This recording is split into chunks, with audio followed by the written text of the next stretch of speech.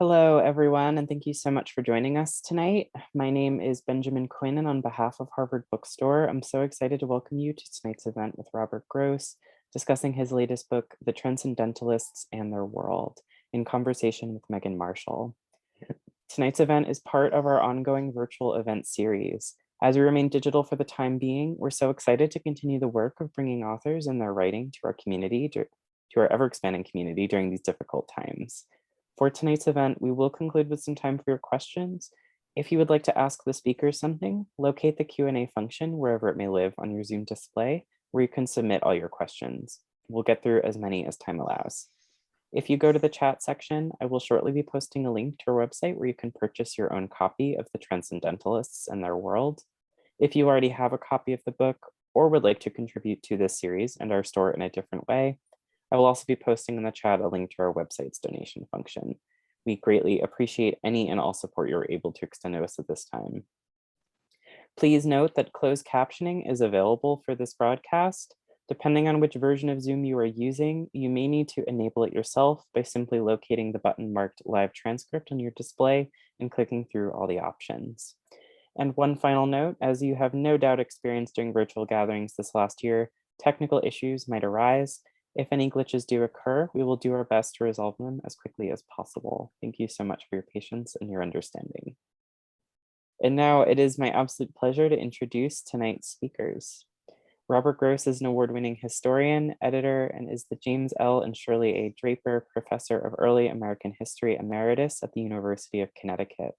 He is the author of The Minutemen and Their World, winner of the prestigious Bancroft Prize, and Books and Libraries in Thoreau's Concord.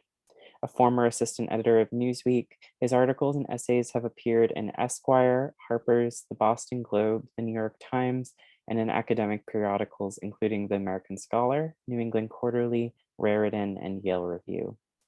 This evening, he is joined in conversation by Megan Marshall, the celebrated author of 3 biographies featuring the legendary Peabody sisters, Margaret Fuller and Elizabeth Bishop.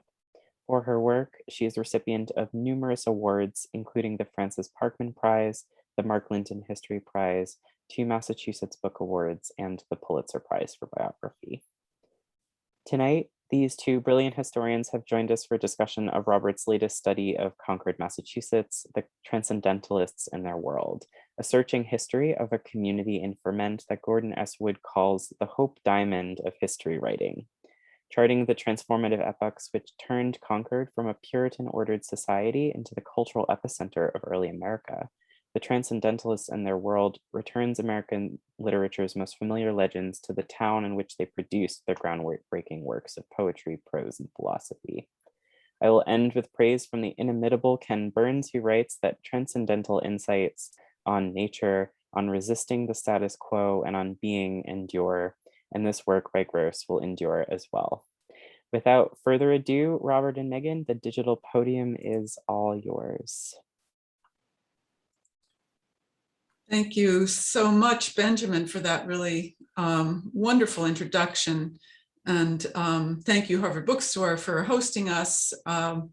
As maybe some of you know, watching this, I worked in the Harvard Bookstore in 1975 as a summer job, and it's my literary home in New England. So thank you, Harvard Bookstore. And I also want to thank Bob Gross himself, who is my companion in marathon historical writing projects. And I remember very vividly a dinner that we had in 2003, the time of the Ralph Waldo Emerson bicentennial gatherings at Harvard, and Bob very kindly took me out to dinner. I had not finished the Peabody Sisters. I'd been working on it for, I think, 17 years at that time, and he'd been working on the Transcendentalists for quite a while too, and we commiserated. And I'm just so grateful to him for taking me seriously. He'd already written a prize-winning historical work, and the fact that he felt it was worth having dinner with me, I'm forever grateful for that. We kept each other going. So congratulations, Bob, on finishing your book too. So thank you. I just want to start by asking Bob some questions, and then I think he'll read a little from the book as well. One thing is, people do understand that the revolutionary period was a time of great turmoil, and your first book about the Minutemen, it was clear that that was a world of great change and strife, and obviously wonderful plots to write up in your book. But I think people tend to think of Transcendentalism as something of a more serene time, and people communing with nature and finding their connection with the oversoul. But one of the fascinating aspects of your book is that you portray this era as one of great strife, great transition, and really equal to that of the revolutionary era in terms of turmoil. So I wonder if you can set the stage out of which these transcendentalists emerged. Sure. Well, first I have to say, you'd have to search really far and wide to find any contemporary historian of the United States today who would find some period of peace and ease and social contentment. So that was pretty hard to do. I think there's two ways in which I came at this project. One was, if you think of Concord, it's always boasted it was the starting place of the revolution, the birthplace of American independence. And in the Minutemen, I tried to set those claims realistically in the course of the revolutionary movement and try to understand that community that was in turmoil.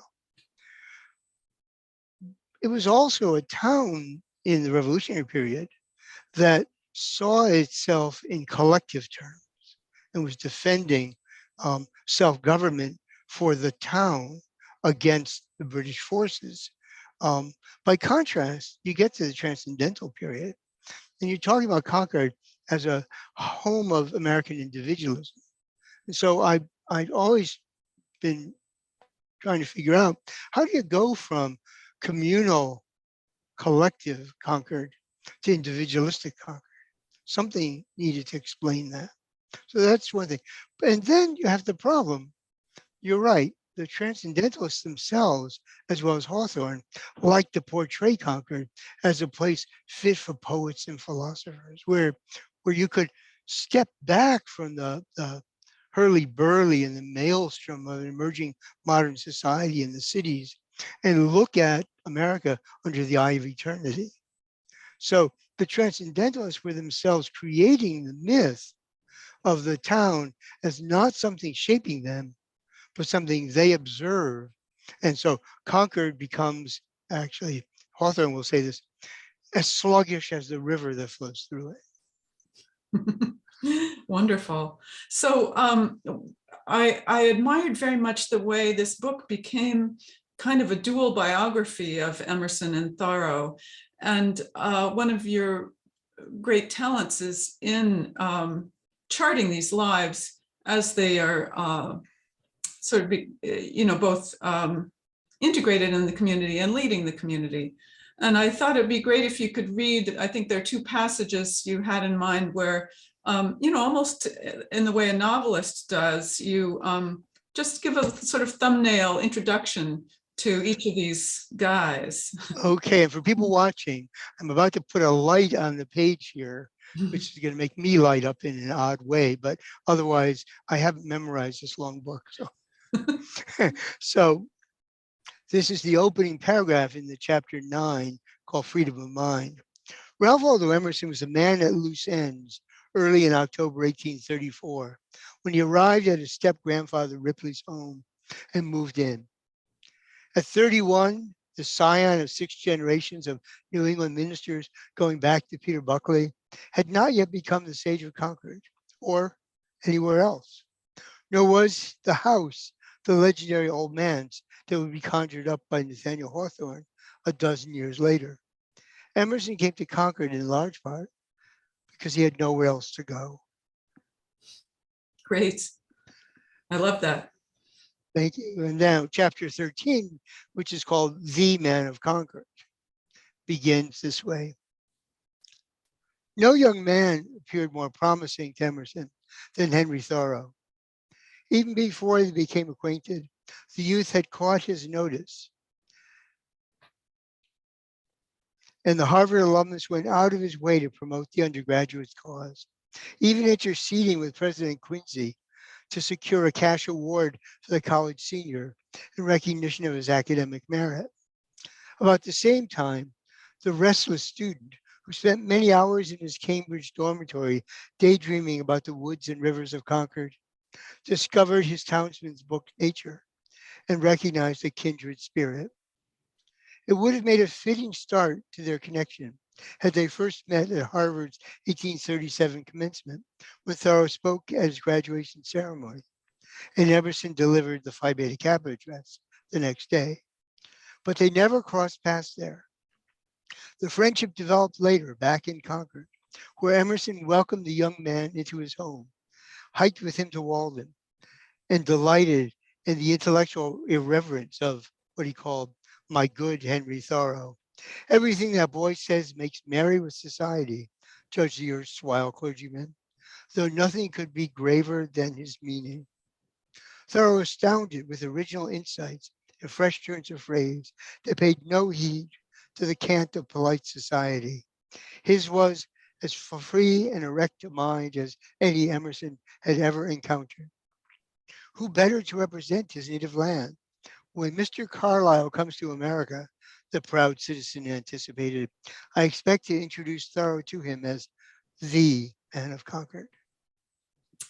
So thanks very much, Bob, for that. You know, it strikes me that in some ways this is a familiar story. There have been many biographies of both of these men, but by putting them together and having the background of Concord be almost the foreground, it really is a very strikingly original work of biography, work of history. And I think those listening will hear in those passages you just read a different twist, a different kind of attention that you give to these lives than others have, which makes me, brings around to a question that we've discussed sometimes. I mean, one reason these books take so long is the research is just enormous. You know, very little of what you had to go through was in print. You were reading letters, you were reading journals, you were reading old newspapers, in archives. But how do you go from that to telling a story? Can you give some insights? Yes, and they came to me late in the game, I would say. Oh, So as thinking about social history, I wanted to recover through the kinds of sources you just mentioned. The social structure and the stratification system, the distribution of power, the political life and culture of the town, the economic activities, what things were like in the home, the relationship parents to children, how patriarchy operated, you know, subordination of women under coverture and the ways in which women pressed against that, the end of slavery in Massachusetts and the ways in which free men and women of color had to deal with a society that didn't really want to include them in there. Okay, all those are big social history themes, and they require a lot of work going through the diverse sources I did. Problem is they don't tell their own story. And one of the things I felt myself stumbling over, and now stumbling as I think about the process, is that we claim we all want history to read history from the bottom up and to be really inclusive, but also show the people who had power and how they used it. And if we want to get at people in a kind of intimate way, we got a lot of characters. How do we populate a town, do all the social history? Well, one way would be it's an analytical study, and the author as investigator really carries the narrative. That can be done brilliantly as Laurel Thatcher Ulrich did in The Midwife's Tale. But much of the time it's abstract and kind of becomes bloodless and loses the reader. So what I had to do was reconstruct the life of the community and write a draft of the book that was the story of Concord with Emerson and Thoreau dropped in. And then I had to go back and say, okay, well, what's the narrative of the Transcendentalists and their world, not what's the narrative history of Concord. And that had another problem to it, which is Emerson doesn't move to Concord till the fall of 1834 and doesn't decide he's going to settle there till the spring of 1835. Concord's gone through a vast amount of social change in the quarter century before Emerson's ever moved in. Thoreau is a boy. Not till 1837, when he's 20 years old, has he graduated Harvard. So you could hardly include him in as an actor. So I had to figure out a way to structure the book to be about the Transcendentalists and their world. And what I came upon were really two things. One was to frame part one of the book through the Thoreau family, the household, and their extended connections. And so each chapter begins, and where I have the evidence, tells you much about the household within which Henry Thoreau grew up, a household shaped by this profound social change. The second part of the book, I shift the emphasis to telling the story of Emerson and Thoreau deepening their connections in Concord, even as they're involved with the wider world. And so that has a much more of an interplay. The question then becomes, when do you stop this book? And I decided that both intellectually as an idea and narratively as a strategy, I would end the book with Emerson on the verge of a national career and Thoreau having left Walden with the first draft of a book. And in that way, it seemed to me, I'd also gotten at something, which is I've followed the two writers through the periods when Concord was most consequential for their writing. Emerson, when I leave him, is about to become a national figure, traveling much of the year around the country and using his experiences of all the North to shape his worldview, not really Concord. Great. Yeah. Well, no, I didn't mean to interrupt. No, I was just going to say, and Thoreau is going to go through a lot of changes, especially training himself as a naturalist before he can make Walden into the classic it is. And again, that Thoreau's development as a naturalist takes Concord as the environment, but the intellectual tools he develops to become such a powerful forerunner of environmentalism and ecology, those tools aren't due to Concord. They're due to reading beyond Concord. Yeah.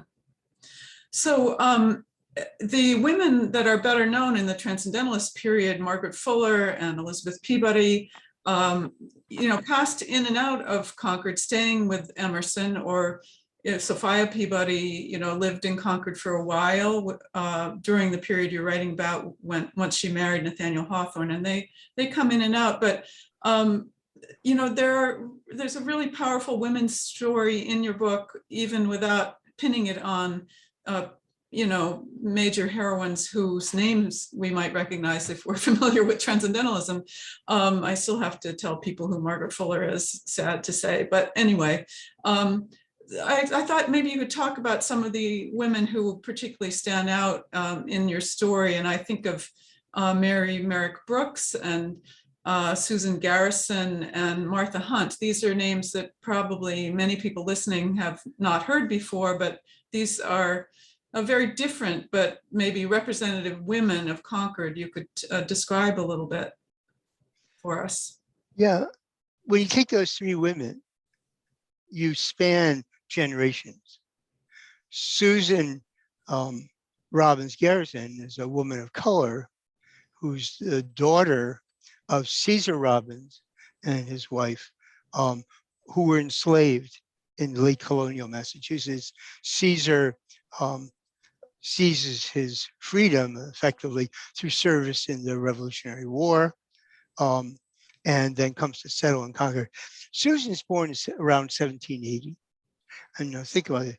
Mary Merrick Brooks, born Mary Merrick, was born in 1801. And she was born into an elite household And I discovered in my research, it's actually a descendant of 3 generations in a row of slaveholders in Massachusetts Bay. Quite an astonishing thing. She will become the driving force in the abolitionist movement in Concord and a close ally of Garrison and his aides in Boston. So she's coming of age. She's born 1801, and here's a woman, a young girl, woman of privilege. And then last, we have Martha Hunt, born in 1826, a descendant of one of the founding families of Concord, 5th or 6th generation, people who owned land. But her father is now struggling to sustain his farm. It's been reduced over the generations to about 60 acres. And she develops intellectual aspirations that lead her to have connections with the Transcendentalists. But at the same time, she can't really sustain those. And we'll just give away the spoiler here. She commits suicide out of her despair. Okay, so we have these 3 women over a considerable period of time. We might say, well, what binds them together and how do they figure the story? Well, what binds them together? One thing is clearly patriarchy and the subordination that they'll all experience. They can't vote, they can't make contracts, they can't earn wages and keep the money for themselves, they can't serve on trial juries. Only Martha Hunt, had she lived long enough, would have been coming of age in a world where Married Women's Property Acts were passed. But all of those women would have had freedom to make choices in their lives, chiefly in their religious life. They all had in common an intense spirituality.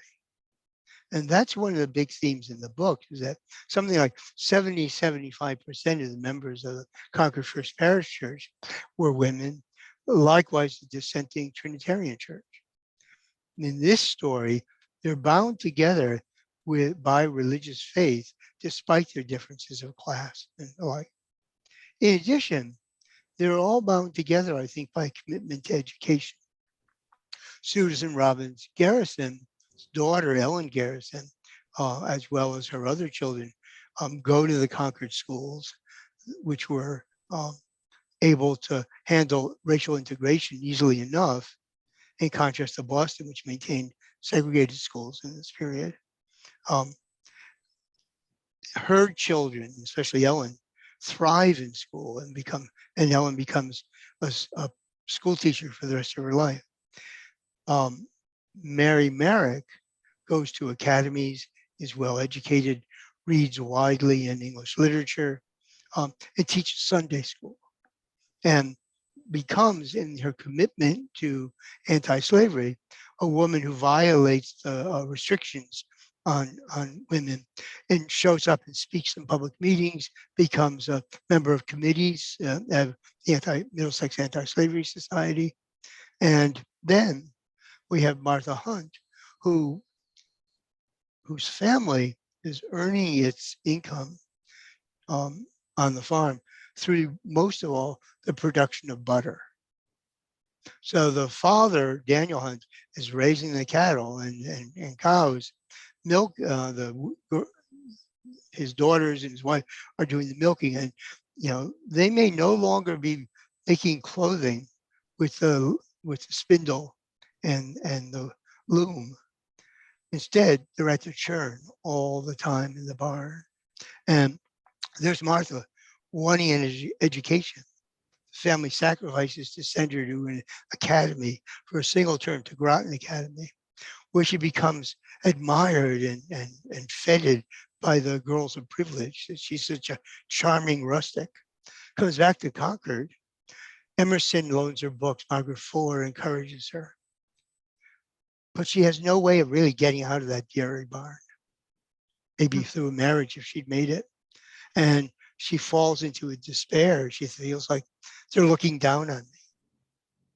Meanwhile, carrying on the story in a different way, Susan Robin Garrison has her family has participated in founding the African Baptist Church in Boston in the first part of the 19th century. She's become a member there. But when she moves back to Concord in the 18 teens, she keeps that membership until Concord's First Parish Church is rocked by dissent and an evangelical church is established. She transfers her membership to Concord's evangelical church, which is initially intensely abolitionist, votes to bar slaveholders from communion, says it will never allow its pulpit to be occupied by anyone defending slavery. So we find her drawn to the same causes as Mary Merrick, who marries a lawyer named Nathan Brooks. And the two of them, with about another 60 other women in Concord, are co-founders of the Concord Female Anti-Slavery Society. Yeah. And now I think, did you turn the light off after the reading, or did we stay? I forget. Are we, yeah, that's fine. That's good. I see. Yep. Sorry. Yeah, there we are. Good. Okay. So, Bob, was the Female Anti-Slavery Society was it the first anti-slavery society in Concord? There was no Concord Anti-Slavery Society or Male Anti-Slavery Society? No, we could say there were a good number of men in the town who supported what they thought was the biggest anti-slavery effort of the time, which is colonization. Ah. And in their mind, and I think for these New Englanders, colonization was the only way you were going to end slavery, given what they saw as a permanent, unchangeable racial barrier or prejudice against Black people in the United States. So in their mind, they were, forget for a moment the denial of equal rights. They thought they were seeking to end slavery. But meanwhile, and as a result, when the abolitionism begins with Garrison to demand, that is William Lloyd Garrison with William Lloyd Garrison in Boston, in 1830-31. Garrison, allied with a lot of free Blacks in the Boston area and elsewhere, calls for immediate end to slavery and equal rights for all free people of color. What's interesting is that Concord does not jump on that bandwagon at all. In fact, if you look at the records, there are lots of towns that are forming anti-slavery society from 1830 to 35, 36. And most of the anti-slavery societies that are formed are generally town, the Medfield Anti-Slavery Society or the Cambridge Anti-Slavery Society. Only about a fifth of them are female anti-slavery society. And so I came to realize and then discover other sources. There was a huge amount of resistance from the male elite in Concord to the agitation of the issue.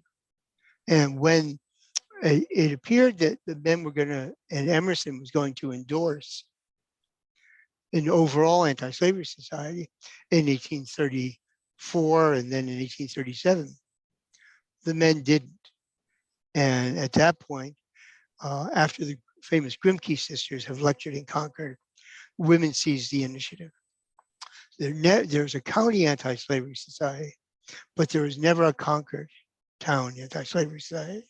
And so as a result, I came to resist the narrative that Concord's a hotbed of abolitionism.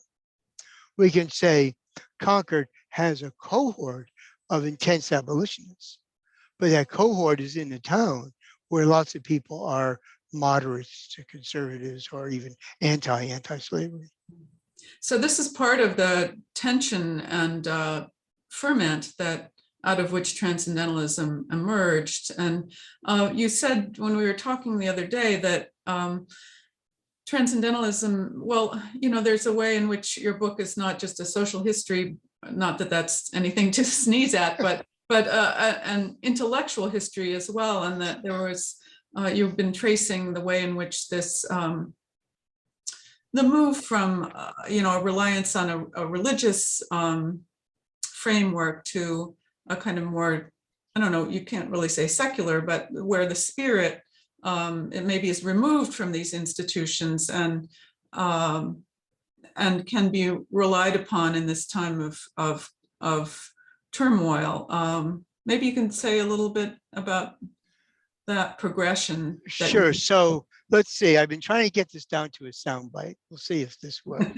But I mean, in the broadest sense, what I'm describing in the first half of the book is this process of social change that leads to what we might call far greater individuation in Concord and throughout New England. John Adams once said there was a quartet of institutions that made up the New England way.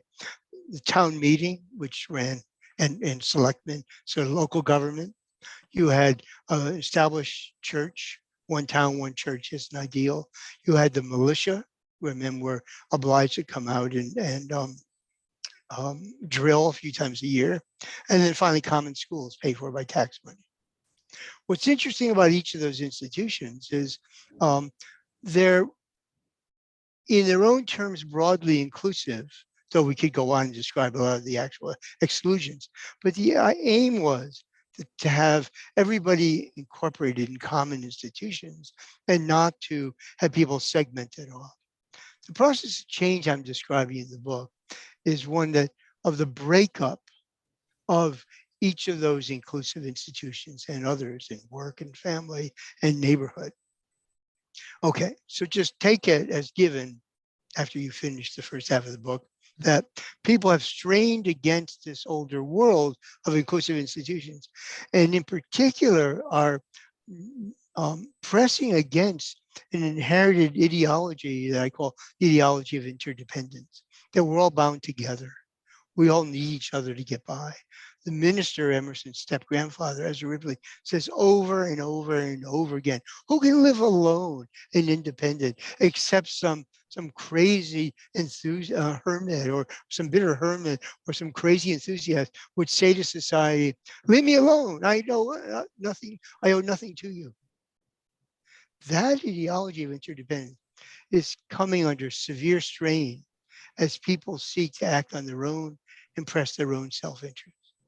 The book tries to describe a variety of ways that people seek to anchor their lives as they're moving away from older practices and institutions. So then the question becomes really quickly, where's transcendentalism fit in this effort? And I came to realize writing the book that the question isn't so much why transcendentalism, as why transcendentalism in the early to mid 1830s, when it first starts to gain circulation among Unitarian ministers and lay people.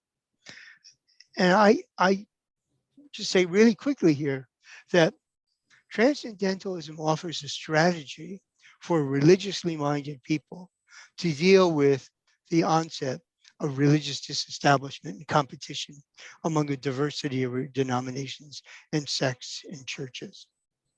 And what transcendentalism essentially says is, religion is not a building. You could worship God in a cathedral or on a mountaintop. Religion isn't really a doctrine. Look at all the Christian denominations. They disagree about the doctrine. They don't know what to do about, the passages in red in the New Testament. What do they mean? Is that the heart of religion? It's not government. You can have an elaborate hierarchy like the papacy, or you can have the Quakers mode of organization. So what is religion? Transcendentalists draw on German idealism and romanticism, and they say religion is a divine spirit running through everything. That as a part of a divinity that's the common nature of all people. It's infinite in possibility. And what Emerson does when he embraces this view is he offers it in a way that doesn't just lead to a justification for individual withdrawal from community. He infuses it with the democratic and egalitarian currents of the time to argue that that portion of divinity we share means instantly slavery has no purpose. It can't be justified. Everyone has infinite possibility. Every child is born something new under the sun. So what Now, here's the key thing, why Emerson? When Emerson moves to Concord, he has resigned from being a settled minister of a church, and he's freelancing as a preacher, but he really aims to make a career as a lecturer on the Lyceum circuit. In 1836-37, he announces a new series of lectures called The Philosophy of Modern History. Up till then, he's been lecturing with groups with institutional authority and prestige as his sponsors. So he, it's like Harvard Bookstore saying, come speak to us, and now you have a sponsor. So Emerson suddenly says, I'm not going to look for a sponsor. No more than I need a church to be a pastor of, do I need a group to endorse me. I'm announcing my series of talks. I'm putting ads in the newspaper. I'm hiring a hall in the Masonic Temple in Boston. I'm printing up tickets. Come if you want. I'm going to speak my truth. Let's see if you want to pay for it and hear me. What's fascinating about this is the central theme of those lectures is the very opposite of the interdependence of his step-grandfather, Ezra Ripley. Here he announces in the winter of 1837 that previous generations had operated on the idea that a shining social prosperity was the end of man. But now we know the modern mind believes that society exists for the education and guardianship of every individual. He's flipped and the understanding. And to bring this to a close, I said it was a short soundbite. To bring this to a close, Emerson, a man standing alone at a lectern, rejecting any institutions to endorse him, makes as a central theme the announcement that individualism is the spirit of the age. He embodies in his own career the very forces that his neighbors are feeling. In Concord, he prepares lectures that he brings to market in Boston. In Concord, his farmer neighbors raise crops that they bring to market in Boston. In effect, he's sharing in the individualizing experience. That's his philosophy. His philosophy is meant to answer the needs of people saying, what do we do now? It strikes me how these two men were really working hard to stay in New England, to stay in Concord. So many men, and then their families left to go to the South or the West. This was a time where there was huge migration out for opportunity because, in a way, the markets were full up here, and so it was a risky thing actually to stay. And you see Thoreau really struggling to make a living here. And I sometimes think Margaret Fuller is really the most brave of the Transcendentalists, because she left, she went to New York, she went to Italy, she lived out her ideals in a very dramatic way. And these guys just kind of stayed home. But there was also a bravery to that, I think, and but it is curious that it is part of that paradox. They're preaching individualism and living that, but with the security of this town, which I guess you point out is not such a secure place. Emerson figured out how to see America on the railroad and live it and stay at home. Thoreau figured out how to stay at home when you can't see the rest of America. Yeah, so I mean, he could have, but it's striking that in a town that's losing most of its native sons and daughters to settle in the West, go to cities, go to some of the rising industrial towns, get what we'll call middle-class jobs in a whole new, if you will, white-collar expansion. Thoreau can't bring himself to do that. The only thing he does, he scouts around for teaching jobs elsewhere. And every time it looks like he's going to move, no, he doesn't. He does, it's well known. lived in Staten Island for about 5, 6 months with Emerson's brother, um, who's a lawyer, and Thoreau was going to tutor William Emerson's children, and then take advantage of being in Staten Island to make his way in Manhattan. If we think about the relationship of Staten Island to Manhattan today, that was as crazy idea then as it is now. People on the whole, it would be like Thoreau's Saturday Night Fever to go from the outlying boroughs to Manhattan. But for whatever reason, it's so interesting that he could not break with his with his family and the extended family, but instead he figured out a way to be really independent, even as he was connected to them. Let me give you one key example.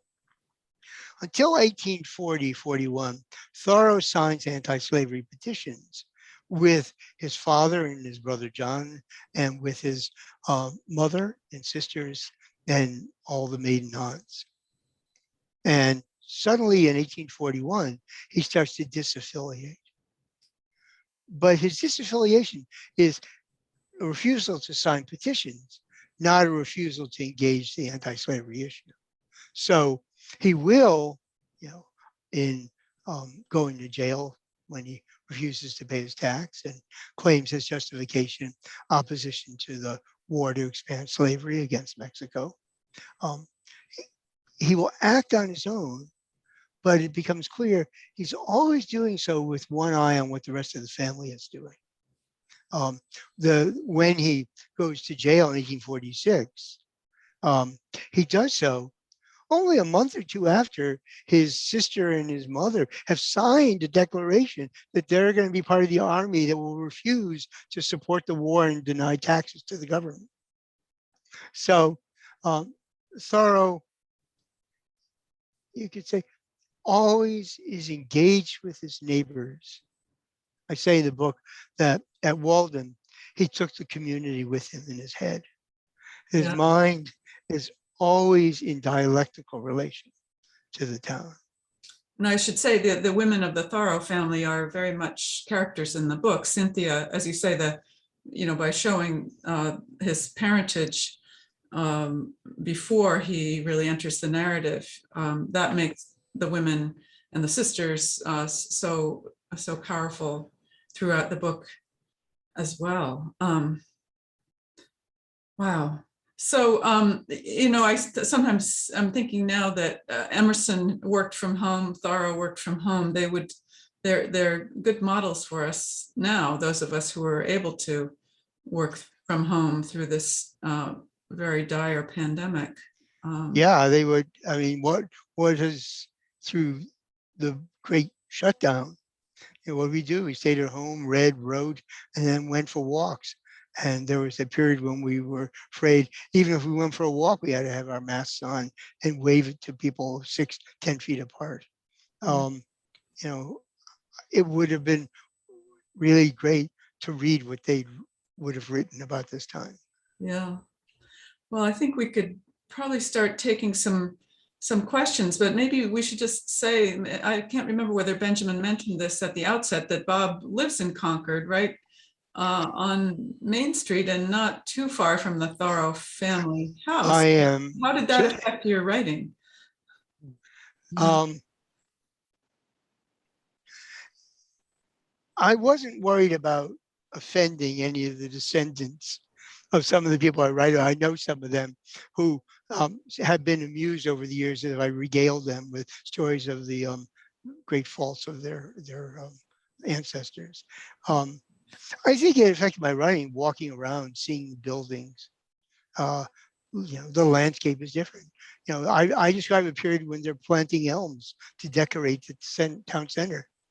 The elms have been gone for a long time. So, again, you can say, well, I conjured up the world as I walked around Concord. But actually, you're going to do a lot more conjuring than looking, because a lot of historical, I describe a period of rapid social change over a course of a quarter century. but there are many quarter centuries between then and now. Okay, Benjamin, are you seeing some questions here? Yeah, we have a few, but everyone feel free to submit some more and we'll get to as many as we have time for. So we have an interesting question. Someone's looking for a little bit more information about one of the figures at the center of Transcendentalism. So Tendi asks, could you speak a little about Bronson Alcott, a figure that I find endlessly fascinating? To what extent did Emerson and Thoreau respect his ideas and work? One reason, I'll just tell everybody, that Alcott doesn't play a large role in the book, nor Margaret Fuller, is attempting to look at how Concord was shaping people and how the intellectuals interacted with Concord.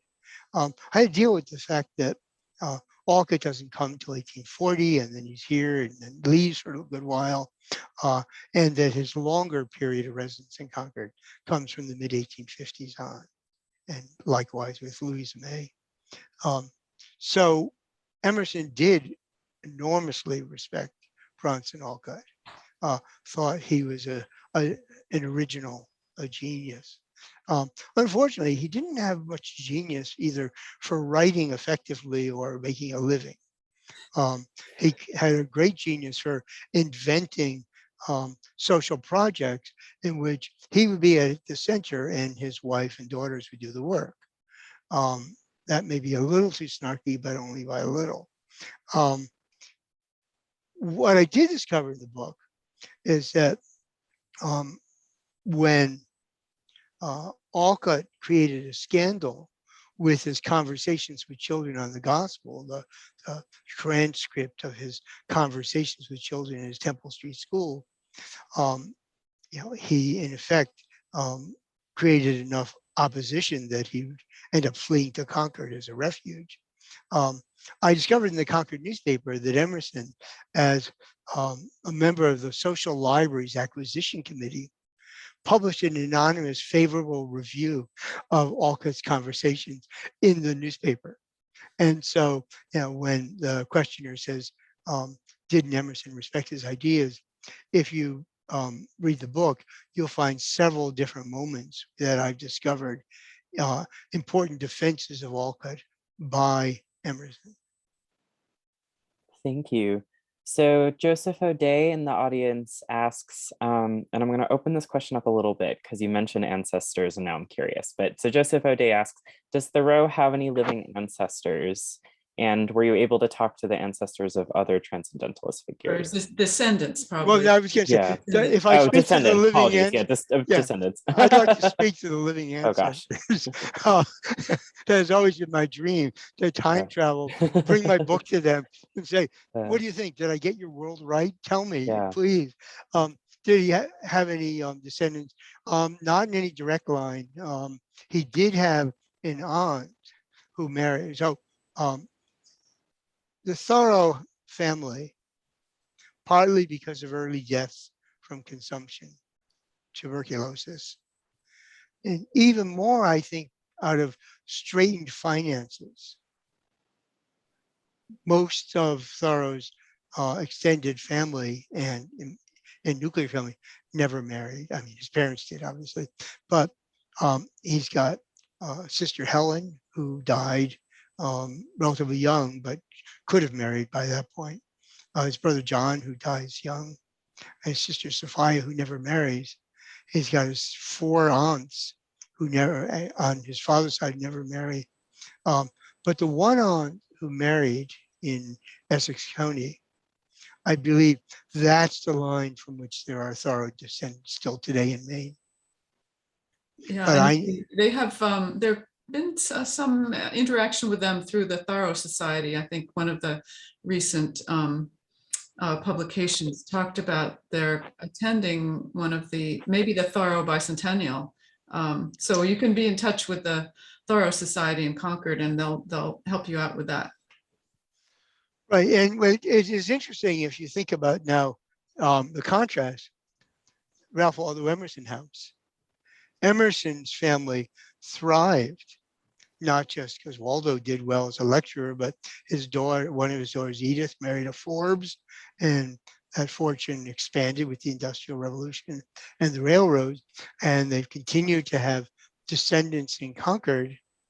And we should add, people deeply committed to Concord and its institutions. So, playgrounds given by members of the family to the town, Walden given to the whole to state reservation, a gift from the Emerson. So, what's interesting is, coming back to your question, Megan, both stayed in town.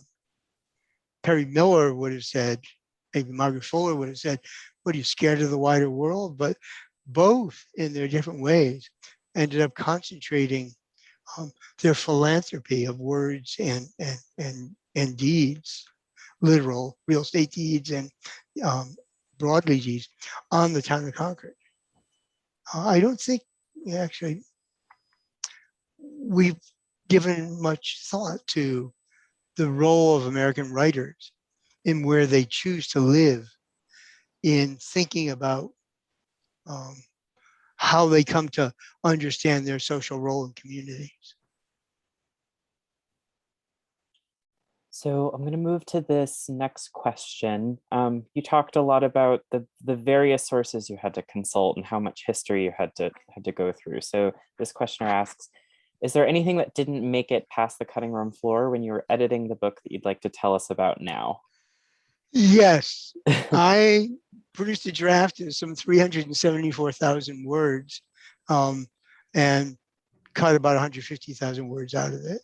I had long accounts of the newspaper editors, which I view as a original contribution to the history of journalism in America, that I had to cut a lot out of.